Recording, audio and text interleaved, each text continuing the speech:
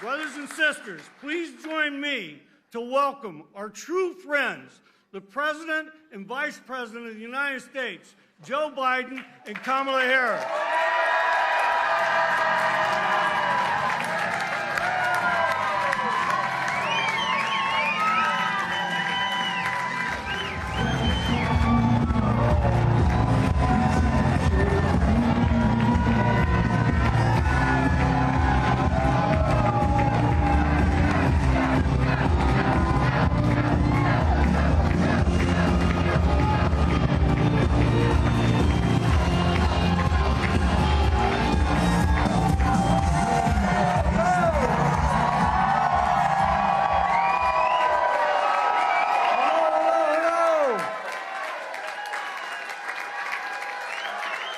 Hello, Pittsburgh.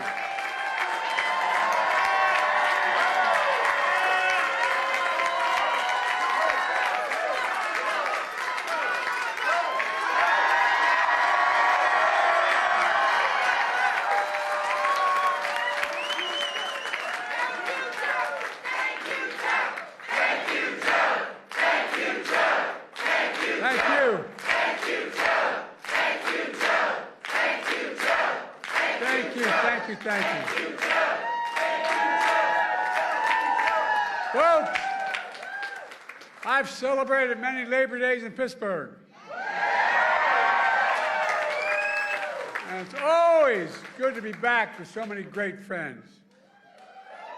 Many of whom flew with me on Air Force One today represent the unit that's been with me since the beginning of my career.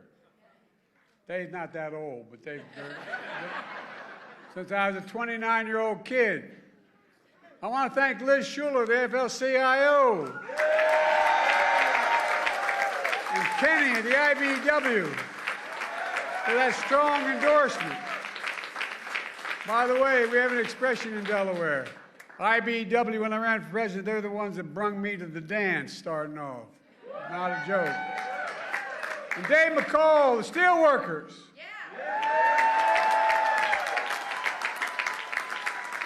Dave, in 1972, steelworkers were the first union to endorse a 29-year-old kid named Joe Biden who wasn't old enough to be senator when he got elected.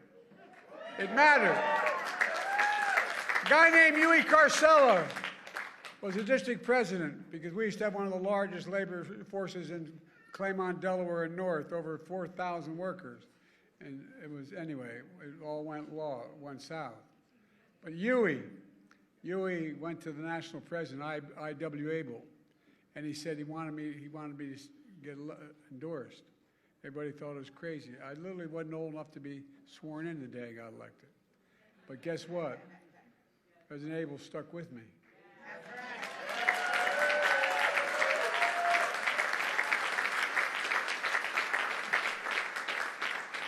And they got stuck with me for the rest of my career. Eric Dean of the Iron Workers, Tim Driscoll of Bricklayers, April Bell of the SEIU, Lee Saunders of Ashman, and a great friend, Lee. And Jimmy Williams of the Painters Allied Trades and his dad. His dad is a really good man. Mike Coleman, a sheet metal worker.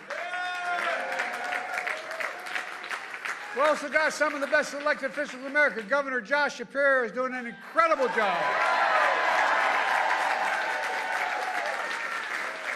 The great Lieutenant Governor Austin Davis. And one of America's best words, Ed Gainey. Ed, you're doing a hell of a job. And Sir D'Amato, county executive, I think is the hardest job in American politics.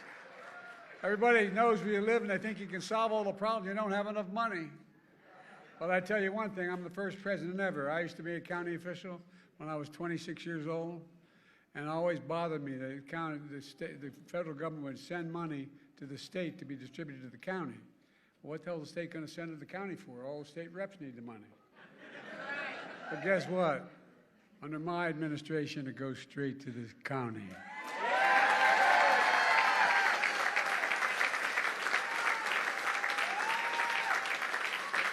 One of my best friends, My name's Joe Biden. I'm from Scranton, Pennsylvania.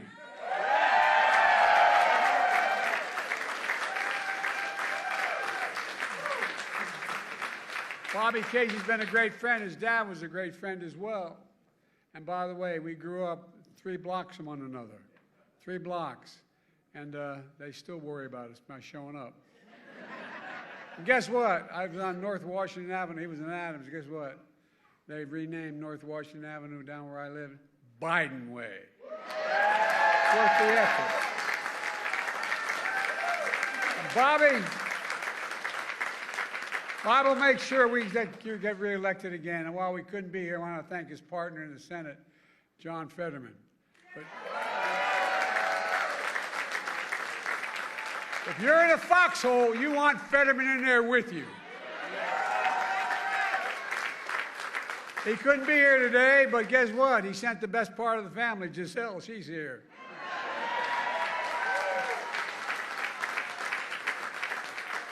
Let me just say it means so much to be with a true friend, the Vice President and the next great President of the United States of America, Kamala Harris.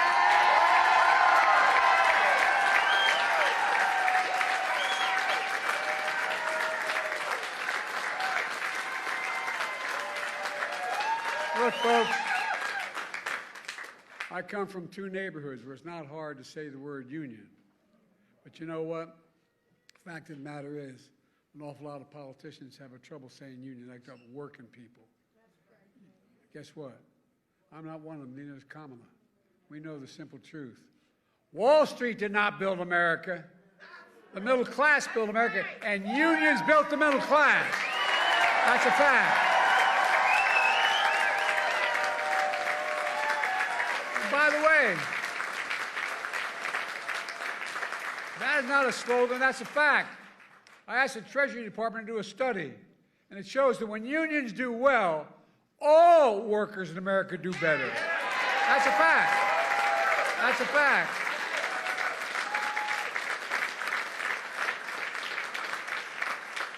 It's the biggest reason why our economy is the strongest economy in the world today, without question. Because of unions. You know, my dad, like many of his generation, going into World War II, wasn't able to go to college. My dad was a really well-read guy, and he was always engaged. And he'd come home from work before he'd go back and close up the shop and for dinner. And the dinner was a place where we had discussions and incidentally ate. You know, my dad taught me. My dad would say this all the time. Remember, Joey, a job, and I give you my word to this, a job is about a lot more than a paycheck. It's about your dignity. It's about the community. It's about your place in the community. And it's about being able to look your kid in the eye and say, honey, it's going to be okay, and mean it. Well, that's why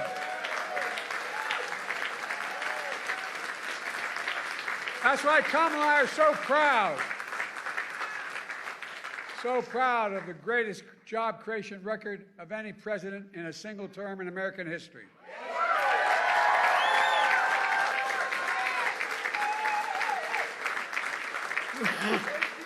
$16 million new jobs so far. 800,000 manufacturing jobs.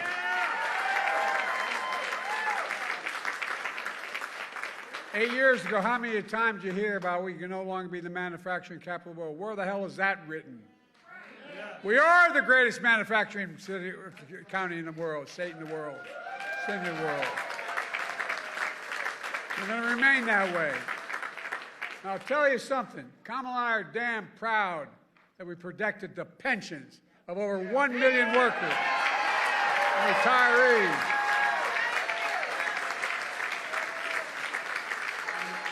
Remember all those years of promise we're going to do something about it? Well, damn it, we finally did with the Butch-Lewis Act.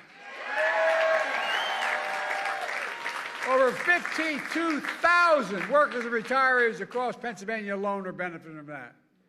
Not only did we restore the full amount, we got them their back pay as well. We made them whole again.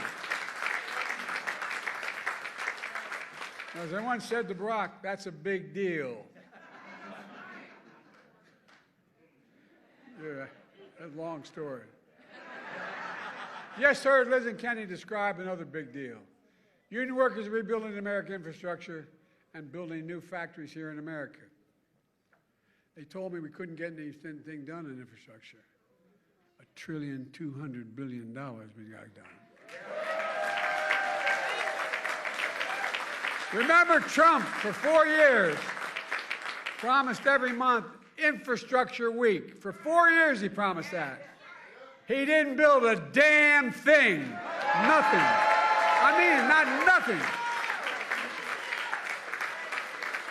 Well, thanks to our infrastructure law, Pennsylvania so far has received $17 billion. $17 billion. Over 2,000 projects, from clean water to affordable high-speed internet for every Pennsylvanian.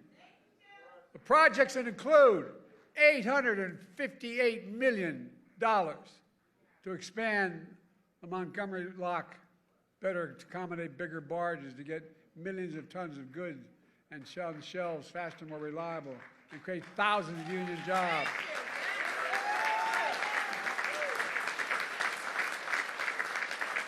I was working on the Great Lakes, and I got a call from Senator Casey. He's been no bigger champion than Casey for this. You know what I call him? I call him the Casey Locks. Not Goldilocks, the Casey Locks. Bobby's also a champion of Pennsylvania's energy communities. We passed what's called the Casey Credit, available to 45 Pennsylvania counties where energy jobs such as coal mining had been before it disappeared before we came to office. The Casey Credit provides major incentives for companies to build new battery factories, wind turbines, and more to create high-paying jobs in those coal and natural gas communities. And on top of that, there's over $4 billion in private companies have committed to invest in clean energy and advanced manufacturing here in Pennsylvania. $4 billion.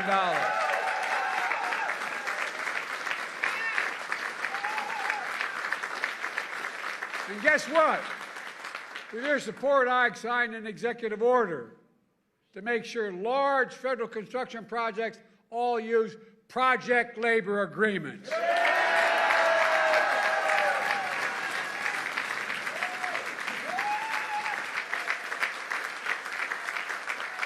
Folks at home who may be watching this and tell them know what a project labor agreement is. It's when contractors, subcontractors, and unions put in place before construction begins what the rules are, before it begins.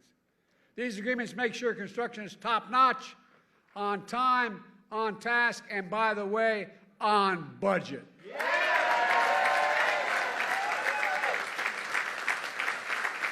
There's another big deal. Buy American. That's been the law since 1930. I got to admit, I've been around, I'm only 40, but I've been around a long time. But I, quite frankly, until 10 years ago, wasn't aware. You know, back in the 30s, when they were trying to make sure unions could organize and business couldn't interfere, the law was passed that said every penny the president gets from the Senate, the House, and Congress to spend on a project, he should hire an American worker and use an American product. But past administration, seriously, past administration, including my predecessor, failed to buy America. They shipped jobs overseas where labor was cheaper and brought home the product that was more expensive. But not anymore. Federal projects build American roads, bridges, highways, and they'll be made with American products by American workers. That's why. That's why we're creating all these. I'm serious.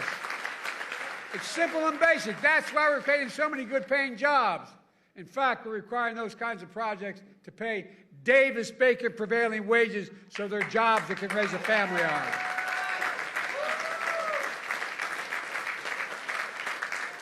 Many of those jobs don't require a college degree. In fact, we expanded registered apprenticeships. Remember all the hell I got for doing that? We got for doing that? Well, guess what?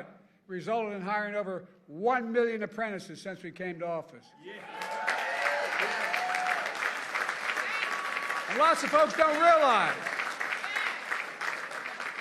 getting an apprenticeship is like getting a college degree.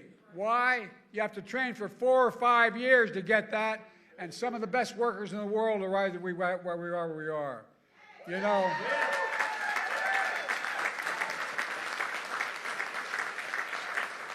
when you're in Pittsburgh, you're standing with steel workers. Let's be clear. I believe in American steel companies, American-owned and operated steel companies.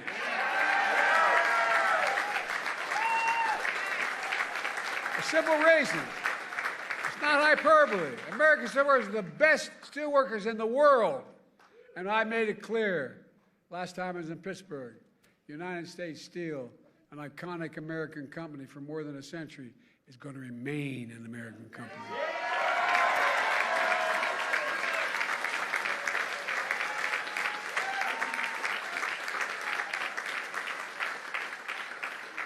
I remember as a young senator why the National Labor Relations Board was sometimes so anti-labor. It was set up to help labor, to be pro-labor. Well, guess what? That's why one of the most significant things we've done, Kamala and I, is appointing a National Labor Relations Board that actually believes in unions and believes in recognizing the rights of labor. It's a big deal. It's a big deal. Remember, we have short memories. I'm all for forgiveness. I'm not for this. Trump appointed union busters on that board. No, that's a fact. But it's real. It affects people's lives. We're going to let that son of a gun do that again? Folks, we made a lot of progress, and Kamala and I are going to build on that progress, and she's going to build on it. I'll be on the sidelines, but I'll do everything I can to help.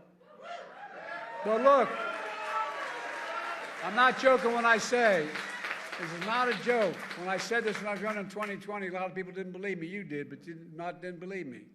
It's all at risk because of Donald Trump, literally. With a stroke of the pen, he can get rid of a lot of this. And do you think this guy gives a damn about your pensions? No, I'm serious. Do you think he loses even an instant of sleep over it? Do you think he cares about all the work you do every day and how hard it is? Do you think he cares about good-paying jobs for hard-working people who built this economy? No. Hell. He regards picket lines. He'd rather cross one than walk one.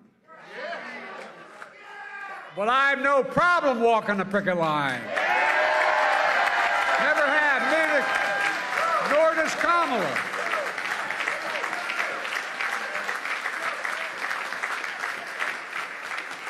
We'll always walk alongside you. Union workers built this country. And again, that's not hyperbole, that's a fact. These are facts. These are not campaign slogans. Let me close with this. 5 years ago, I began my campaign for president right here in Pittsburgh. I said one of the reasons I was running was to rebuild the backbone and spine of America, the middle class and working class folks. Not a joke. Think about it.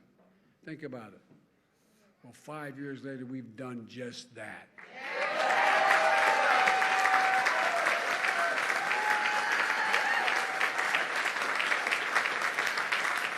I'm back in Pittsburgh on Labor Day again with a simple message.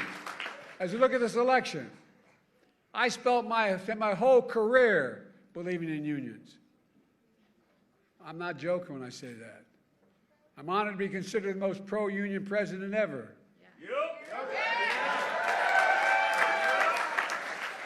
And by the way, remember all the talk, Biden got elected and he's going to do a planned economy, we're going to collapse and there's going to be all this caving in. Interest rates are going to go through the ceiling. Come on, man. I'm here to tell you, it's about increasing the strength of your unions, what this is all about. If you care about hard-working people, just give them a fair shot. Everyone in America deserves a fair shot. No, Garrett, a fair shot. If you care about the dignity of work, if you care about the dignity of work, and I mean it matters, the dignity of work, the way you're treated, the decency. I remember when my great-grandfather was only the second Catholic elected statewide to the state Senate here in Pennsylvania. And I remember they talked about when they're running against him in 1906, they said, guess what? They said, he's a Molly Maguire. You know what a Molly Maguire was? Well, those of you who don't, a Molly Maguire, back in the old days, when we Irish and the Catholics came, and then the Poles and others that were Catholic, when they came to the United States of America in the beginning of the 1840s, and late 1840s, they made their way down into Pennsylvania. A lot of them, and there's a tier in the coal mines. Those guys who got there last ended up being the last people in the coal mines. But a lot of the English owned the coal mines, and what they did was they'd really beat the hell out of the mostly Catholic population that was in the mines. Not a joke, not a joke. But there was a group that called the Molly Maguires. And the Molly Maguires, if they find out the foreman who was taking advantage of an individual, and they'd literally kill him.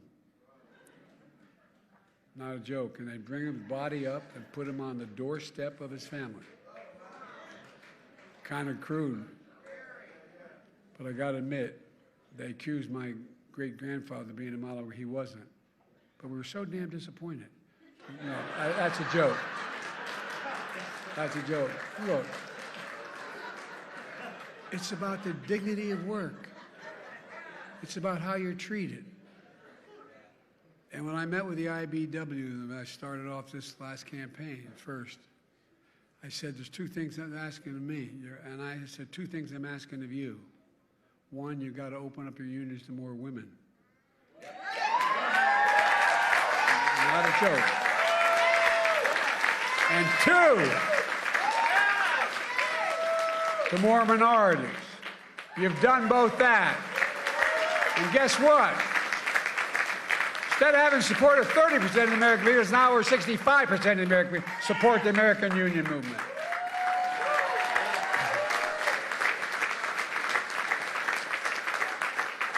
It really is all about the dignity of work. Then there's only, if you care about the dignity of work, there's only one person you have a rational choice with this time. And that's Kamala Harris. Not a,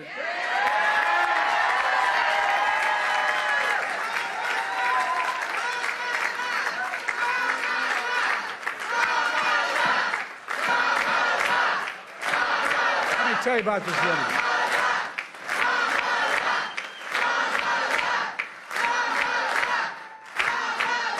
I know her. I trust her. Not a joke. I trust her. Number two, the first decision I made, the nominee in 2020, was selecting her as my vice president. And by the way, it was the single best decision I made as President of the United States of America.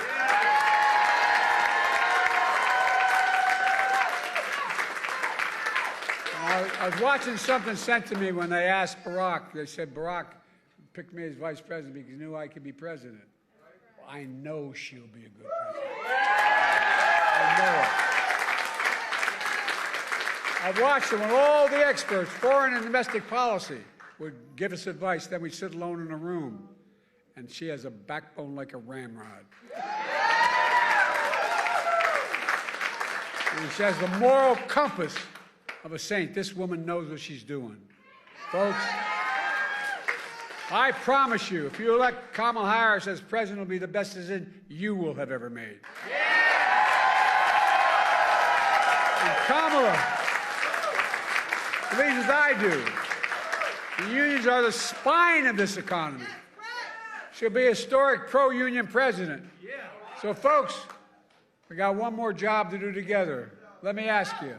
Are you ready to fight? Yeah! Are you ready to win? Yeah! Are you ready to elect Kamala Harris our next president of the United States of America?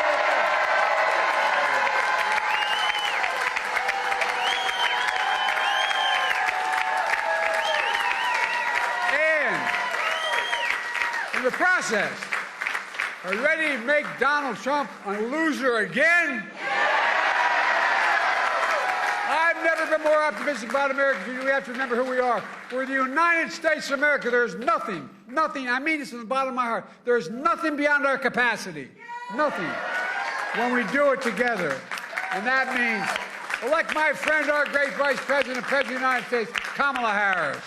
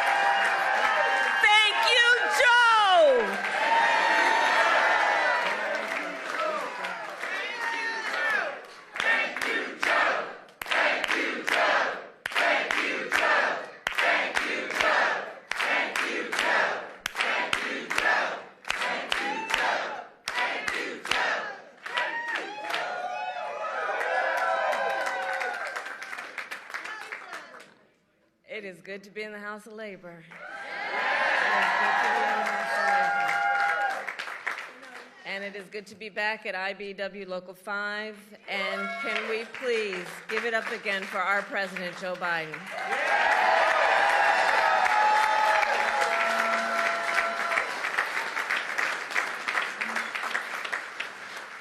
Now, I don't have to tell the brothers and sisters of labor that you really get to know somebody when you're in the middle of a fight, when times are hard, when the forces are mighty, when people don't believe something can get done and they have 1,000 excuses for why it can't get done.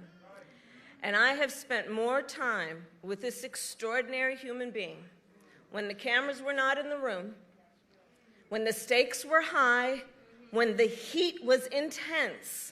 And Joe Biden has always stood with the workers of America and labor unions of America. Always. Always. I've been with him when he'll bring folks into the Oval Office.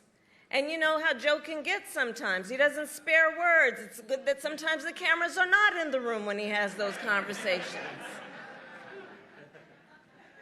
Because the thing about the Joe Biden I know, and I know you know, because he has been a friend of labor for so long, for his whole life, Joe Biden can be quite impatient. And that's a good thing for that kind of leader. Quite impatient. And I say to all of the friends here, the press that's in the room, history will show what we here know. Joe Biden has been one of the most transformative presidents in the United States that we have ever witnessed.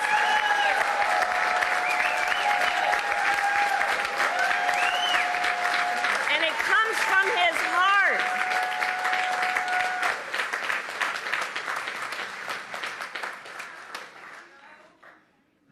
And you know, Joe and I talk a lot about the fact that we are so proud to be the most pro-union administration in America's history. And it's thanks to your leadership.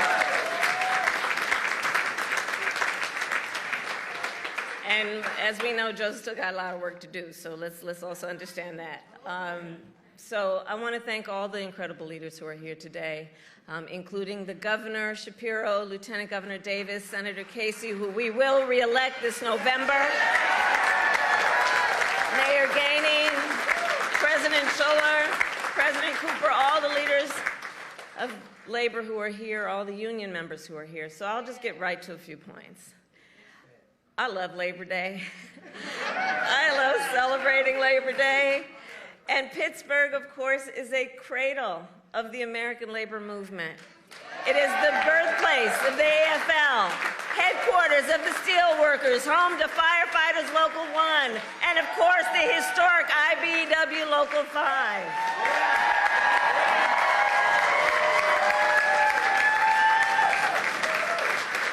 For more than 150 years, the brothers and sisters of labor have helped lead the fight for fair pay, better benefits, and safe working conditions. And every person in our nation has benefited from that work. You know, everywhere I go, I tell people, you may not be a union member, but you better thank unions for that 5-day work week. Thank unions for sick leave. Thank unions for paid family leave. Thank unions for your vacation time.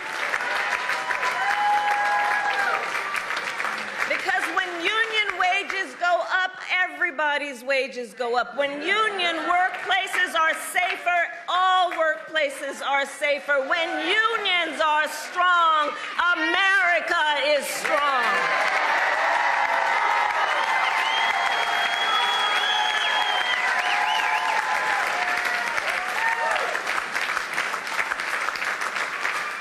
And we are clear.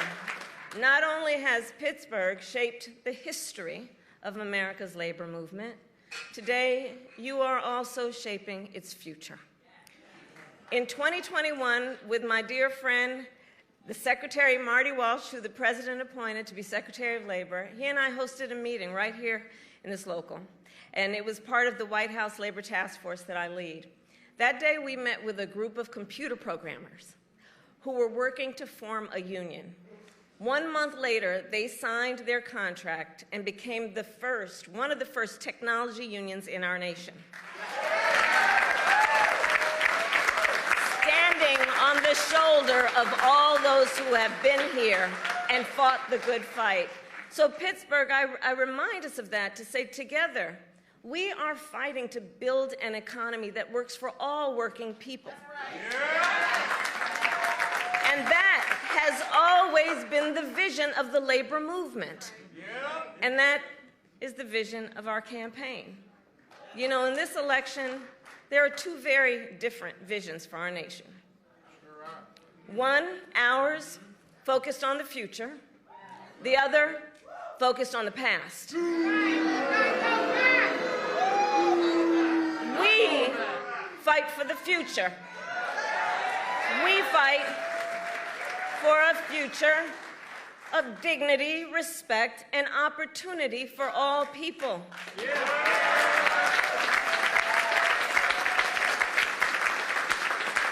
We fight knowing it's some backward thinking for those folks who have been suggesting for years that the measure of the strength of a leader is based on who you beat down. You know, that's the stuff they're pushing. That the measure of the strength of a leader is based on who you beat down, when we know the true measure of the strength of a leader is based on who you lift up. Who you lift up. Do you fight for workers? Do you fight for families? Do you fight for those who must be seen and heard and deserve the dignity that comes with hard work? That's what we fight for. And when you know what you stand for, you know what to fight for. So we're 64 days out from this election. Ballots in Pennsylvania will start dropping in 14 days. 14 days. And this election is, as much as anything else, a fight for the promise of America. For the promise of America. We love our country. We love our country. And we know it is one of the highest forms of patriotism to fight for the ideals of our country. And that's what this election is about. And about the promise of America. And I don't need to tell unions what the promise looks like. It's what you do every day.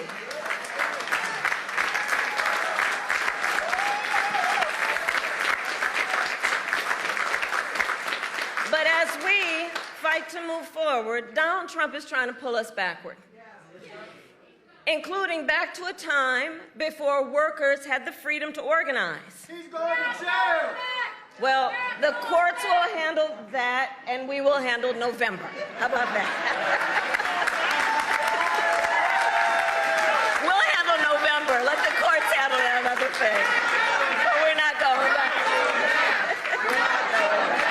We're not going back. And one of the ways we're going to guarantee we don't go back is that we remember. Right? It is important to remember what that was and what it is.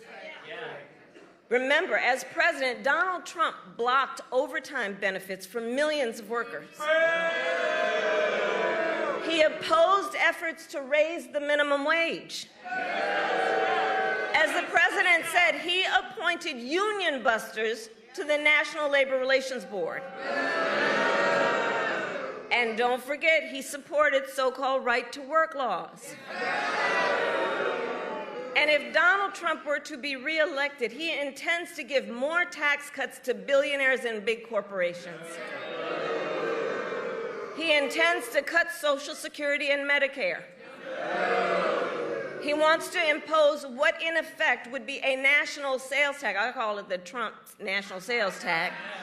On everyday products and basic necessities that would cost a typical American family, the economists have said this, almost $4,000 a year. He intends to repeal the Affordable Care Act and take us back to what we remember, because it wasn't that long ago, was a time when insurance companies could deny people with pre-existing conditions. You remember what that was? Children with asthma, breast cancer survivors, grandparents with diabetes. Well, look, America has tried those failed policies before, and we are not going back.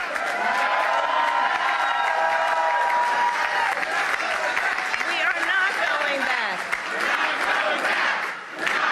going back. And instead, we fight for a future where no person has to go broke just because they get sick.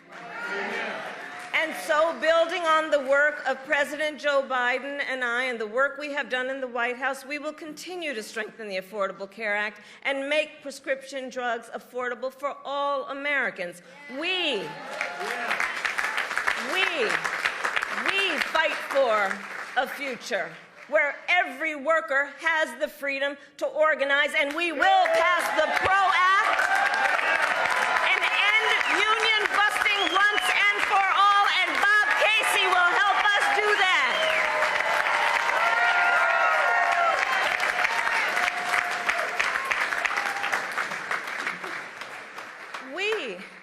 We see and know and fight for a future where every person has the opportunity not just to get by, but to get ahead. And so we will continue to build what I call an opportunity economy, so that every American has an opportunity to buy a home or start a business or build intergenerational wealth and have a future that matches their dreams and ambitions and aspirations. Because, of course, that's the nature of who we are as Americans. We have dreams. We can see what is possible unburdened by what has been. We have aspirations.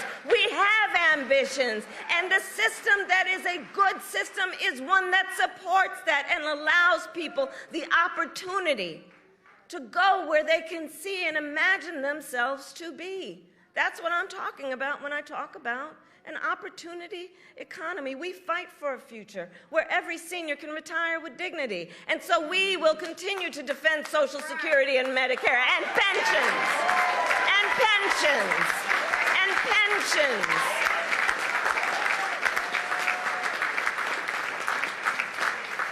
And we will continue to strengthen America's manufacturing sector. And on that point, the President mentioned it. U.S. Steel is an historic American company, and it is vital for our nation to maintain strong American steel companies, and I couldn't agree more with President Biden. U.S. Steel should remain American-owned and American-operated. And I will always have the back of America's steelworkers. America's workers. So, friends, 64 days until the most election of our lives, and probably one of the most important in the life of our nation, truly. And we know this is going to be a tight race to the very end. It's going to be a tight race to the very end. So let's not pay too much attention to those polls. Because as unions and labor knows best, we know what it's like to be the underdog. And we are the underdog in this race. And we have some hard work then ahead of us. But here's the beauty of us in this room. We like hard work. Hard work is good work. Hard work is joyful work.